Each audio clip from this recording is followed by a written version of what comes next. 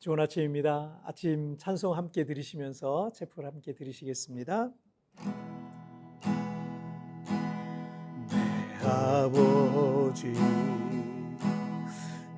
그 품 안에서 내 영혼을 안전합니다. 주 손길로 내 삶을 안으시니 그 평강이 나를 덮습니다. 나 비록 넘어지며 흔들리지만 주 내 안에 거하며 나를 붙드시니 내 생각이 주께로 돌리고 주시는 평강의 옷을 입습니다. 주 약속 안에서 내 영혼 평안에 내 뜻보다 크신 주님에게 왜 나 신뢰에 두려움 다 내려놓고 주님만 의지해 주 안에서 내 영혼 안전합니다.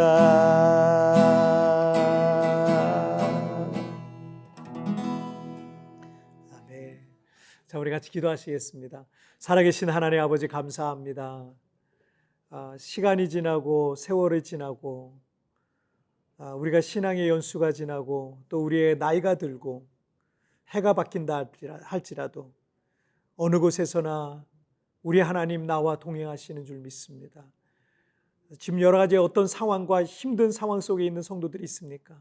하나님 위로하여 주시고 오늘 이 체프를 통해서 하나님의 위로가 우리 성도의 삶에 가득하도록 주님 축복하여 주옵소서. 오늘 이 아침 체프에도 오늘을 살아갈 힘과 용기와 믿음을 더하실 걸 믿사오며 예수님의 이름으로 기도하옵나이다. 아멘. 자, 오늘 우리에게 주신 하나님 말씀은 시편 91편 1절부터 2절까지의 말씀 제가 봉독해 올리도록 하겠습니다. 지존자의 은밀한 곳에 거주하며 전능자의 그늘 아래 사는 자여, 나는 여호와를 향하여 말하기를 그는 나의 피난처요 나의 요새요 내가 의뢰하는 하나님이라 하리니. 아멘. 20세기 세계 질서는 특히 1945년 2차 세계대전이 끝나고 소련 연방의 붕괴인 1991년까지 냉전 시대로 분류되기도 합니다. 미국을 대표하는 이 자유민주주의 동맹국들과 소련을 대표로 하는 공산주의 동맹국들은 직접적인 충돌은 하지 않았지만 서로 군사 경제적으로 동맹하고 상대 진영과 대립했었습니다. 그래서 저와 같이 냉전 시대의 성장기를 보낸 사람들은 이 공산주의는 적이다라고 이렇게 생각을 하며 자랐습니다. 그런데 1991년 공산주의 원조라고 할 수 있는 이 소련이 크리스마스 다음 날인 12월 26일 날 붕괴했어요. 그리고 소련 체제 아래에 있었던 15개의 연방공화국들이 다 해체됐습니다. 그리고 이 소련의 가장 큰 땅과 인구와 지분을 갖고 있었던 러시아도 소련 이전의 국명인 러시아로 돌아갔고 대부분의 연방공화국들은 더 이상 공산주의 체제가 아니라 자유민주주의 정치체제로 전환했습니다. 그와 함께 우리나라도 구소련인 러시아와 국교 정상화가 되었고요. 중국과도 국교 정상화가 되어서 자유롭게 무역을 하게 되었습니다. 하지만 이 중국 측의 요구 때문에 우리나라는 대만과의 수교는 단교할 수밖에 없었습니다. 우리나라 입장에서는 이념이나 정치 체제가 아니라 경제적 이익 때문에 이 중국의 손을 잡고 이 대만의 손을 놓았다라고 할 수 있겠죠. 그래서 경제에 있어서는 영원한 아군도 영원한 적군도 없다라는 그런 말이 있는 겁니다. 이런 것이 국가 대 국가의 상황 속에서만 있는 일이겠습니까? 사람과 사람 사이에서도 우리가 사는 이 세상에는 사실은 비일비재하게 일어나고 있는 일입니다. 때로는 그렇게 믿었던 사람에게 실망할 일들이 있다 할지라도 여러분 너무 낙심하지 마십시오. 원래 사람이 그렇습니다. 그래서 사람은 의지의 대상이 아니라 사랑하고 이해하고 불쌍히 여기며 기도해 줘야 될 연약한 존재일 뿐입니다. 그리고 우리가 정말 믿고 의지해야 될 유일한 대상은요, 오직 여호와 하나님 뿐이시라는 사실을 여러분 꼭 기억하시길 바랍니다. 자, 오늘 본문인 시편 91편 1절을 보시면 지존자의 은밀한 곳에 거주하며 전능자의 그늘 아래 사는 자요. 자, 이 구절에서 하나님을 가리키는 두 가지 표현이 쓰고 있는 것을 우리가 발견할 수 있습니다. 하나는 지존자라는 건데 지극히 높으신 분, 가장 높으신 분이란 그런 뜻이죠. 그 무엇과도 그 누구와도 비교할 수 없는 거룩하시고 탁월하신 능력의 하나님을 말합니다. 자, 그리고 또 하나는 전능자라는 말이죠. 전능자는 말 그대로 불가능이 없으신 분이란 뜻이에요. 하나님께는 능치 못한 일이 없는 것입니다. 우리나라의 대통령의 업무 공간인 용산 이 대통령실은 얼마 전까지만 해도 국방부 청사였던 곳입니다.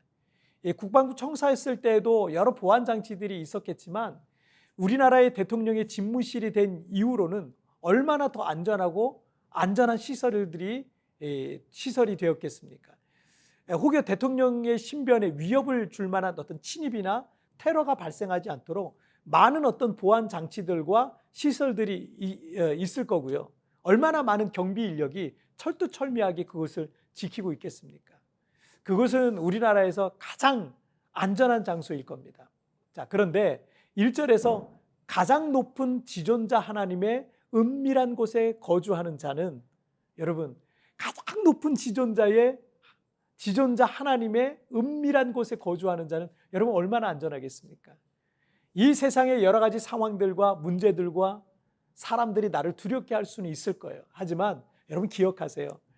지존자의 은밀한 곳에 거주하고 있는 여러분은요, 안전합니다. 또한 능치 못할 일이 없으신 전능하신 하나님의 그늘 아래 사는 자가 두려워할 게 뭐가 있겠습니까? 나는 할 수 없어도 하나님은 다 하실 수 있는 겁니다. 나에게는 불가능하지만 하나님께는 불가능이 없어요. 여러분 불가능의 장벽 앞에서 왜 그렇게 두려워하고 떨고 있습니까? 그 하나님의 그늘 아래, 전능하신 하나님의 그늘 아래 거하시길 바랍니다. 자, 1절 마지막 부분에 이 그늘 아래 사는 자여라는 말에서 히브리어 이틀로난이라는 단어를 쓰고 있거든요. 이거는 영원히 머무르다라는 뜻도 있지만 보통 밤을 새우다, 숙박하다라는 뜻으로 주로 사용됩니다. 그래서 낮의 무더위나 밤의 혹한 또는 대적들의 공격으로부터 쉼과 안식을 얻을 수 있는 완전한 피난처와 안식처를 의미하는 말입니다. 그래서 유진 피터슨의 메시지 성경에서는 시편 91편 1절과 2절을 이렇게 말해요. 지극히 높으신 하나님 앞에 앉은 그대, 전능하신 분의 그늘 아래서 밤을 보내는 그대, 이렇게 아뢰어라. 하나님, 주님은 나의 피난처이십니다. 내가 주님을 신뢰하니 안전합니다. 우리가 인생의 밤을 보내고 있을지라도 우린 하나님 안에서 안전합니다. 인생의 밤이나 낮이나 주님은 나의 피난처십니다. 주님을 내가 신뢰하니 나는 안전합니다. 왜냐하면 하나님은 가장 높은 분이시고 능치 못할 일이 없으신 전능하신 하나님, 우리 아버지가 되시기 때문입니다. 자, 우리 함께 같이 기도하시겠습니다. 살아계신 하나님 아버지 감사합니다. 밤이나 낮이나 하나님은 나의 아버지십니다. 지존하신 하나님, 전능하신 하나님, 그 지극히 높으신 분, 그 그늘에, 그 집에 내가 피해 있으니 하나님, 나는 안전하게 나를 주님께서 지켜주시고 보호해 주실 것을 믿습니다.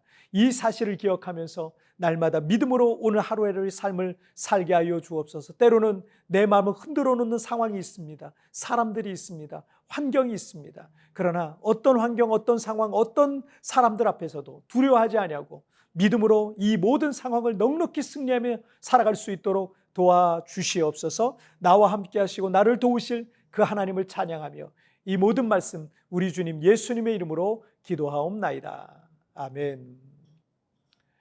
여러분 뒤편에 나오는 오늘의 묵상 보시면서 개인적으로 묵상하시고요. 짧게라도 뜨겁게 기도하시면서 오늘 하루 주님과 동행하시길 바랍니다. 내일 우리 굿모닝 집회에서 뵙겠습니다. 여러분 승리하세요.